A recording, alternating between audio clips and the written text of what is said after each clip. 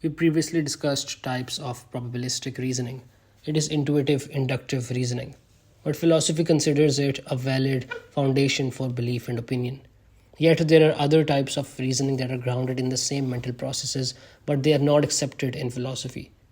Hume will now explain the first type of invalid probabilistic reasoning. We previously noted the ways to diminish the force of our probabilistic inferences.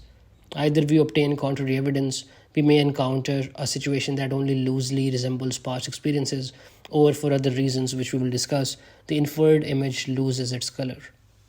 Consider a scientific experiment that demonstrates the rate of acceleration for a falling object.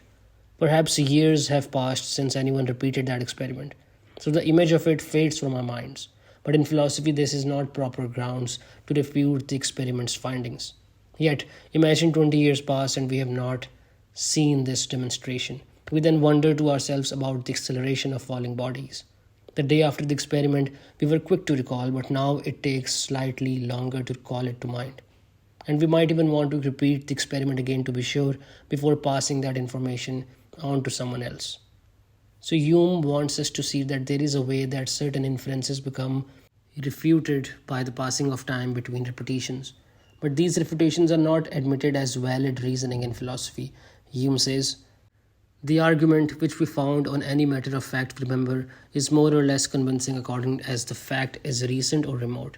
And though the difference in these degrees of evidence be not received in philosophy as solid and legitimate, because in that case an argument must have a different force today from what it shall have a month hence. Notwithstanding the opposition of philosophy, it is certain this circumstance has a considerable influence on the understanding and secretly changes the authority of the same argument according to the different times in which it is proposed to us.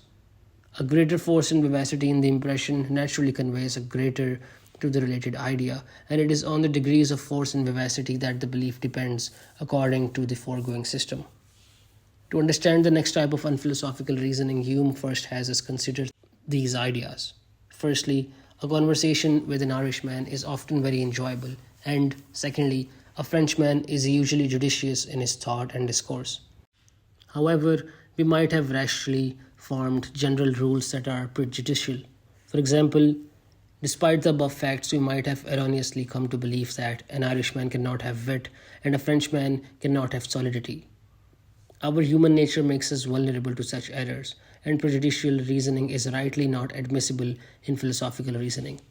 Hume says that philosophically admissible inferences result from habits of association. We assent to one conclusion not so much on rational grounds, rather we believe one inference because the idea it evokes is more vivid in our minds.